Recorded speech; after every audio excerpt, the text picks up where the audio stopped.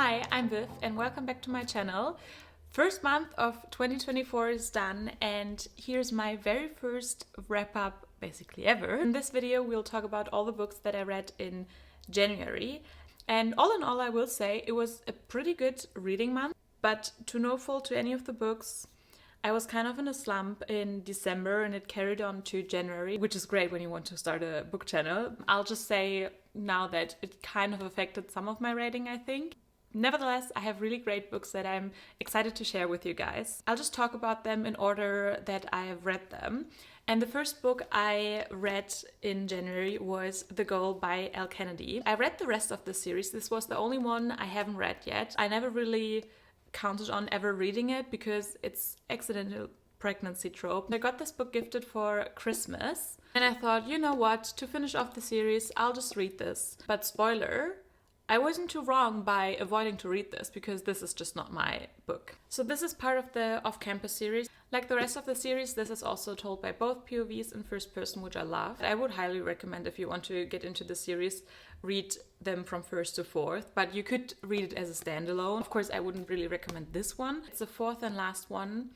And we have Tucker and Sabrina, who have kind of like a one night stand. They obviously are attracted to each other and he really wants to date her, but she thinks she doesn't really have time. She has this really high maintenance schedule. She wants to get into law school, I think Harvard, and she just doesn't want to date. So they kind of start hooking up, but also like getting to know each other. But really, like what I loved about Tucker is that he really, really respected her like boundaries and her time that she needed, and he was okay with that, and he was like, yeah, we'll take it slow.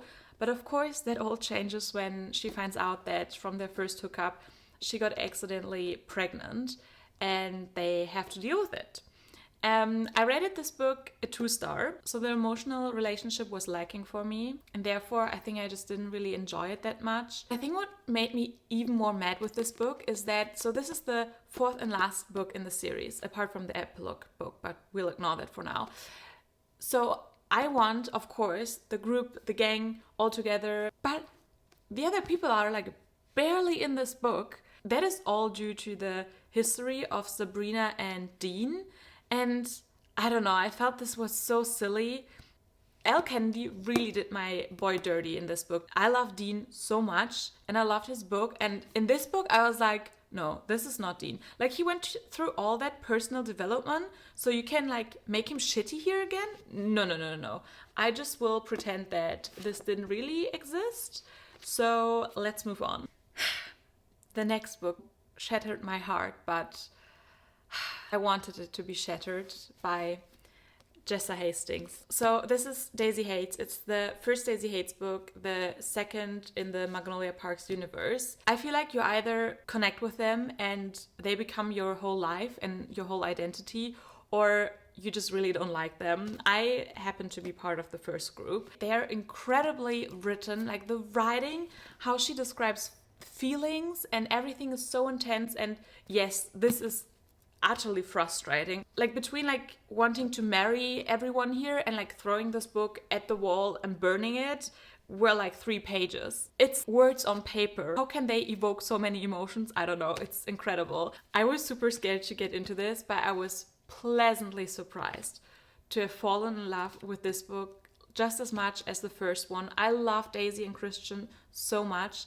And what I think was really great about this one is that it felt like the same. Yes, it was the same writing, the same universe. I want that. But also it felt so different because here you like kind of get to be part from Christian and Daisy's journey from the beginning. Whereas in Magnolia BJ's books, you are in the middle of the drama and it's heartbreak from the first page. So I like that this was different that way. Of course, it was still heartbreaking. It's Jessa Hastings. She loves that. I can't really tell you too much about the plot because honestly, in these books, it's not about the plot. There is barely any plot. It's character driven. Like something only happens because the character does that. Like there is no other outside factor that really comes into these books. Julian is Daisy's brother and he has also his POV in here.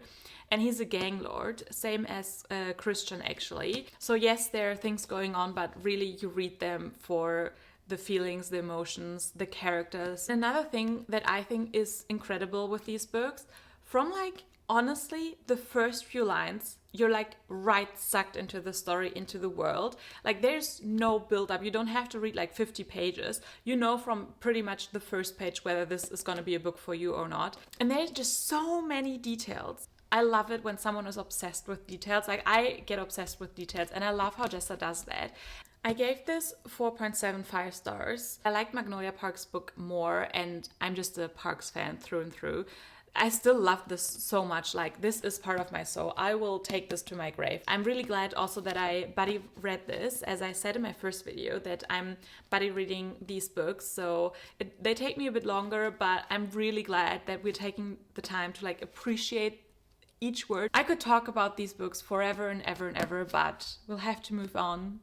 Eventually, I had to move on from this. So I really needed something to like calm me down and low stake and cozy. Oh, I also forgot to put them there. Let me just move things around. There, now you can see them as well. So for my next read, I chose Finlay Donovan Jumps the Gun by Elle Cosimano. It is the third book in the Finlay Donovan series. It really gives cozy mystery vibes. I needed something like that after I read Daisy Hate, so I thought this was perfect. I don't want to say too much about the plot because it is part of the series, but you have Finlay who goes to like a kind of police academy with her best friend slash nanny slash accountant slash sidekick slash partner in crime, Vero, and they have to do their own investigation, but also she wants to do some research for her book because, again, like the other ones, she's stuck. She's an author and also a single mom of 2. And I think this was my favorite book out of the series.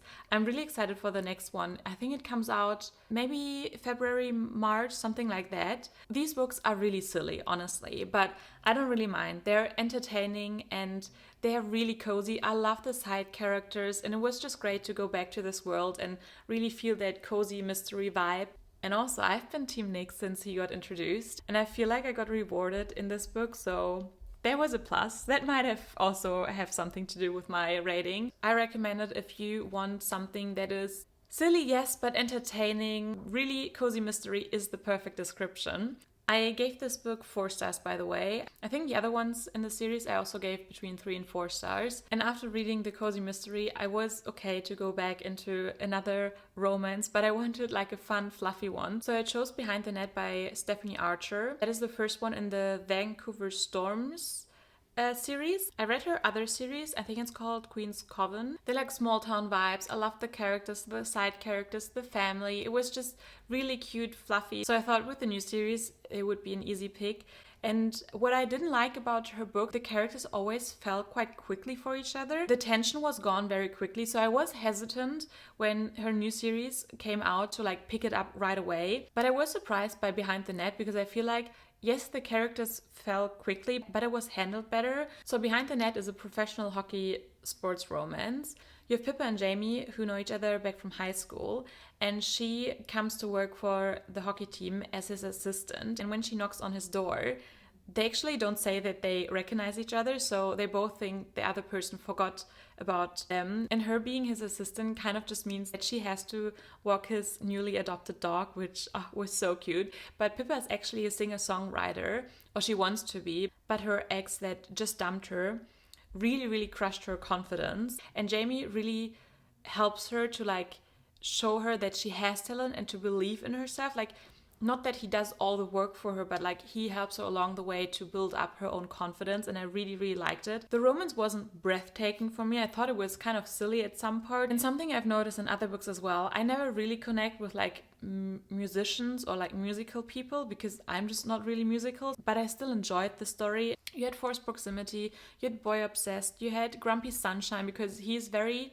standoffish. He also doesn't have a lot of friends. He only really cares for his mom who has panic attacks and deals with anxiety. Yeah, he doesn't really want to have anyone close to him, and Pippa really helps him to open up. The book is also dual POV. Like, there was a lot of spice, and don't get me wrong, I like spice, but it has to like add to the story, give me value. And if it's just the same over and over again, then I don't really care anymore, and I think it kind of took away from the romance. Nevertheless, I enjoyed it. It was quick, easy. I gave it 3 stars, and I continued with the series. Oh, sun's coming out. In the book, you meet Pippa's sister Hazel and Jamie's ex-best friend Rory. By the end of the first book, you get the news that Rory is actually going to join the team. He is a golden retriever, but in an arrogant way still. And she's a physiotherapist with the team, and she gets assigned to be the physiotherapist for her ex-boyfriend, and he makes her really uncomfortable. And to get back at him, she says that she's dating Rory because Rory and I forgot the name of the ex-boyfriend, but they're like rivals. They never liked each other. So she thinks it's a good idea to fake date Rory to make him mad and like get back at what he did because he was awful to her. And Rory uses that opportunity to like get closer to Hazel. And what I really enjoyed as well is that you got to see how they like build their relationship with like little things, you know, when you have like your own language with your partner and inside jokes and just stuff you do only with that person. And in this book, I think the spice was excellent. And I maybe even bumped this book up to a 5-star because I kind of still felt in a slump and I didn't love reading too much, so could be that, but for now I'll just say it was a 4.5. I would encourage you, if you want to read it, if you want a romance that has all the ingredients. After that, I kind of felt in a fantasy mood and I wanted to read something from my 2024 TBR that I showed you in the last video. And I saw on the list that I wanted to read one of the Entangled by Fae series because most of the time with fantasy you get into series, like there are not a lot of standalones, or at least that I know of that I was interested in. But I knew that Entangled by Fae is a series, but they're all interconnected standalones, so you don't have to read them all. And they're all fairy tale retellings. And the one I chose was A Kiss by a Selkie by Tosonia Odette, and that one is a Little Mermaid retelling. But I think what finally sold me to start with this one is that it kind of has the whole marriage of convenience trope, so of course I was intrigued. The story is told by Macy, our main character, and she is the daughter of the Underwater King, or like something like that. She's the princess, but she ran away from home because she has the power to kill by a kiss, but she doesn't want the queen to find out and use her power because of course she doesn't want to kill. But one night she sees a shipwreck and she rescues a human, but what she doesn't know that the human is a fugitive and the queen ordered for him to be assassinated for his crimes. And because she rescued him and she went into the water, the queen found her. She makes a deal with her that because she intervened, she has to kill him now. If she doesn't do it, then she will have to die. And the human she rescued his name is Donovan. Because he's a fugitive, he needs to find a Fae bride in order to get citizenship. And therefore he does like a bridal competition where Macy enters and, you know, of course tries to kiss him and therefore kill him. And of course feelings get involved and it gets a lot more complicated and the story goes from there. I think this book is YA or new adult, so there aren't spy scenes in it, but you still know that they do things also other than kiss, but it's not on page. I rated this book a 3 stars. It was good and I would definitely recommend. I think to me it was just a bit more plot heavy and I would have liked more romance because really the build up where the romance could happen was so long and it kind of felt slow that way for me, so I wasn't enjoying the first half. But that book made me hungry for even more fantasy. Right when I finished that book, another book I ordered a couple of weeks ago actually came in and I wanted to read it immediately, and that was Powerless by Lauren Roberts. You can see I also tapped this book. It's just, I love this book so much. Definitely a 5-star. But before I go into my thoughts and feelings, I'll tell you quickly what this is about. So this is YA or new adult fantasy. And in this world you have ordinaries and the elite. The elite, they have powers. And the ordinaries are believed to be diseased and weaken the elite. Therefore the king ordered for the ordinaries to all be banished, and anyone that remained, they would be punished by death. And then you have Peyton, who is actually an ordinary, but her dad was an elite, and when he found out that his daughter was an ordinary, he taught her to be a psychic and be like very aware of people so she could like read their minds. And she has an encounter with future enforcer, the one who like hunts down the ordinary and has to like get rid of them, kill them, but she doesn't know who he is when they meet, and she saves his life and the people love her for that and put her in these purging trials. And the purging trials are a deadly competition where a few people get chosen to participate and to win a lot of money. But when Peyton and Kai are forced to like work together and be together in the trials, you know, feelings are getting in the way, and this was like the perfect enemies to lovers. Oh, it was so good. It's like 500 pages, but I want more. I can't wait for the next book. I think it comes out in summer. Oh my god, I'm gonna buy that immediately.